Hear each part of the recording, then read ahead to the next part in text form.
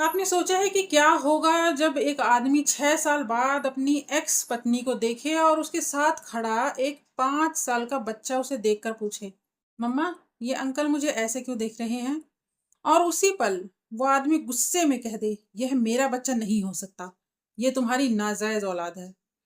लेकिन अगर सच कुछ और ही हो तो क्या होगा जब उसे पता चलेगा कि यह बच्चा उसका ही है? मगर किस तरीके से पता चलेगा, ये आइए जानते हैं। शाम का वक्त था, हल्की बारिश हो रही थी, इंदौर की सड़कें भीगी हुई थीं। लोग अपने अपने घरों की तरफ जा रहे थे। लेकिन उसी सड़क के किनारे एक औरत खड़ी थी जो कहीं नहीं जा रही थी।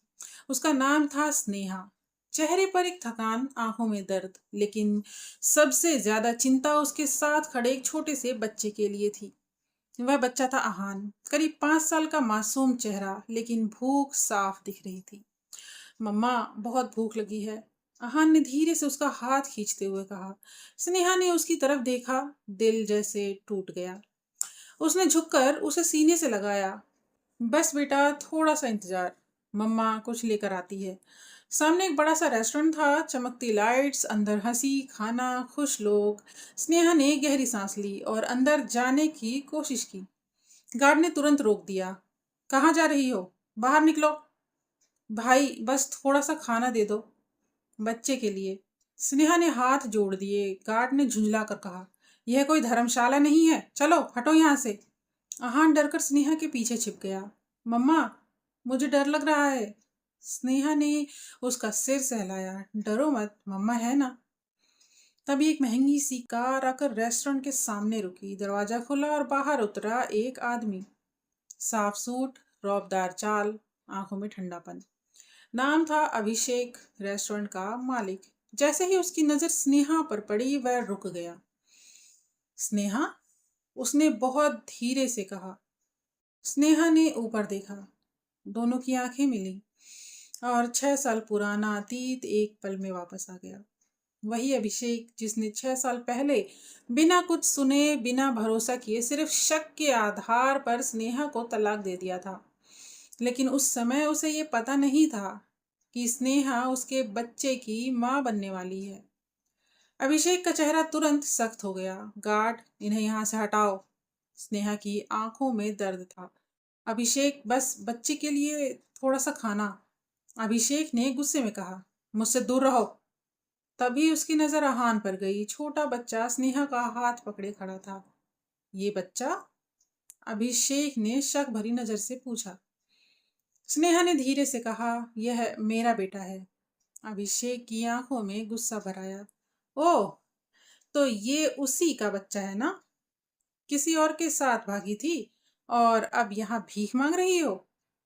स्नेहा का दिल टूट गया। ऐसा मत कहो। लेकिन अभिषेक रुका नहीं। सच बोलो स्नेहा, यह मेरा बच्चा नहीं हो सकता। ये तुम्हारी नाजायज औलाद है। यह शब्द सुनते ही अहान डर गया। मम्मा, नाजायज क्या होता है? स्नेहा की आंखों से आंसू गिर पड़े। उसने तुरंत उसे सीने से लगा लिया। कुछ नहीं बेटा, बस चलो। अचानक अहान ने मासूमियत से पूछा, मम्मा, ये मेरे पापा हैं क्या? स्नेहा के कदम रुक गए। उसका दिल जैसे धड़कना भूल गया। लेकिन उसने खुद को संभाला। नहीं बेटा, यह कोई नहीं है हमारे। अभिषेक ये सब सुन रहा था, लेकिन उसका गुस्सा और बढ़ गया। अच्छा है, सिखा दिया बच्चे को झूठ बोलना। स्नेहा मुड़ी, लेकिन तभी उसकी आंखों के सामने अंधेरा छा गया। उसका शरीर लड़खड़ाया और वो जमीन पर गिर पड़ी। मम्मा, अहान जोर से चिल्लाया। भीड़ इकट्ठा हो गई, लेकिन कोई मदद के लिए आगे नहीं आया। अभिषेक कुछ पल खड़ा रहा। उसका चेहरा सख्त था, लेकिन अंदर कुछ बदल रहा था। फिर उसने कहा, इसे तुरंत अस्पताल ले जाओ। अहान रोते हुए उसके पास आया। अंकल, मेरी मम्मा को बचा लो। यह शब्द सीधे उसके दिल में लगे, लेकिन उसने खुद को संभाला। जल्दी करो। आईसीयू के बाहर अफरा तफरी मची हुई थी। डॉक्टर तेजी से काम कर रहे थे। स्थिति बहुत गंभीर है। अगर तुरंत इलाज नहीं हुआ तो जान जा सकती है। अहान कोने में बैठा रो रहा था। मम्मा, उठो ना। अभिषेक दूर खड़ा था, लेकिन इस बार उसकी आंखों में पहली बार डर दिख रहा था। मुझे क्या फर्क पड़ता है? वो खुद से कह रहा था। वो मेरी जिंदगी से जा चुकी है। लेकिन दिल बार बार पूछ रहा था, अगर वो मर गई तो? तभी पीछे से एक आवाज आई, बेटा, भगवान से डरो। अभिषेक ने मुड़कर देखा। एक बूढ़ी औरत खड़ी थी जिसकी आंखों में सच्चाई थी। तुम बहुत बड़ी गलती कर रहे हो, अभिषेक चिढ़कर बोला। आप कौन हैं? वो औरत धीरे से बोली। वो बच्चा नाजायज नहीं है, लेकिन यह सच तुम्हें अंदर से तोड़ देगा। आईसीयू के अंदर स्नेहा जिंदगी के लिए लड़ रही थी और बाहर एक ऐसा सच सामने आने वाला था जो सब कुछ बदल देगा। आईसीयू के बाहर खड़ा अभिषेक उस बूढ़ी औरत की बात सुनकर ठिठक गया। वो बच्चा नाजायज नहीं है? उसके कानों में यही शब्द गूंज रहे थे। अभिषेक ने गुस्से में पूछा, आप कहना क्या चाहती हैं? बूढ़ी औरत धीरे धीरे उसके पास आई। उसकी आंखों में आंसू थे, लेकिन आवाज में सच्चाई। जो तुम सोच रहे हो वो गलत है बेटा। अभिषेक चिढ़ गया। लेकिन मुझे किसी की कहानी सुनने का टाइम नहीं है। वो औरत मेरी जिंदगी से 6 साल पहले निकल चुकी है। तभी पीछे से आहान के रोने की आवाज आई। मुझे मम्मा के पास जाना है। बूढ़ी औरत ने उस बच्चे की तरफ देखा, फिर अभिषेक की आंखों में। कम से कम इस मासूम के लिए सच सुन लो। अभिषेक चुप हो गया। उसके अंदर कहीं ना कहीं डर था। बूढ़ी औरत ने कहना शुरू किया, मेरा नाम शांति है। पिछले 6 साल से स्नेहा मेरे साथ रह रही है। अभिषेक चौंका। तो आप जानती हैं इसे? जानती ही नहीं, उसकी हर तकलीफ देखी है मैंने। शांति की आवाज भर आई। जिस दिन तुमने उसे घर से निकाला था वो पूरी रात सड़क पर रोती रही थी। अभिषेक की आंख सख्त थी, लेकिन दिल सुन रहा था। और अगले ही दिन उसे पता चला कि वो माँ बनने वाली है। यह सुनते ही अभिषेक के पैरों तले जमीन खिसक गई। क्या? उसकी आवाज कांप गई। शांति ने सिर हिलाया। हाँ, वो तुम्हारे बच्चे की माँ बनने वाली थी। अभिषेक पीछे हट गया, दीवार का सहारा लेकर खड़ा हो गया। नहीं, ये झूठ है। अगर झूठ होता तो वो आज तक अकेली क्यों रहती? शांति ने सीधे उसकी आंखों में देखते हुए कहा। कभी किसी और का सहारा नहीं लिया उसने। दिन रात मेहनत की बस इस बच्चे को पालने के लिए। अभिषेक की आंखों के सामने वो पल घूम गया जब उसने गुस्से में स्नेहा को घर से निकाला था, बिना कुछ सुने, बिना भरोसा किए। और ये नाम शांति ने आहान की तरफ इशारा किया। आहान। अभिषेक चौंक गया। याद है तुम्हें, शादी के बाद तुमने ही कहा था अगर हमारा बेटा हुआ तो उसका नाम आहान रखेंगे। अब अभिषेक की सांसें तेज हो गई। उसकी आंखों में पहली बार डर और पछतावा साफ दिख रहा था। तो ये बच्चा? उसकी आवाज टूट गई। शांति ने धीरे से कहा, तुम्हारा ही है बेटा। अभिषेक वहीं कुर्सी पर बैठ गया। उसका सिर झुक गया। मैंने ये क्या कर दिया? उसके होठों से ये शब्द खुद ब खुद निकल गए। उसे याद आया वो दिन जब किसी ने उसके कान भरे थे, जब उसने बिना सोचे समझे स्नेहा पर शक किया था और उसे घर से निकाल दिया था। मैंने अपने ही बच्चे को नाजायज कह दिया। उसकी आंखों से आंसू गिरने लगे। तभी आहान धीरे धीरे उसके पास आया। आंखों में डर था, लेकिन उम्मीद भी। अंकल। अभिषेक ने सिर उठाया। मम्मा ठीक तो हो जाएंगी ना? ये सवाल उसके दिल को चीर गया। उसने पहली बार आहान को ध्यान से देखा। उसकी आंखें, उसका चेहरा, जैसे खुद की ना परछाई दिख रहा हो वो। अभिषेक के हाथ अपने आप आगे बढ़ गए, लेकिन फिर रुक गए। क्या ये सच में मेरा बेटा है?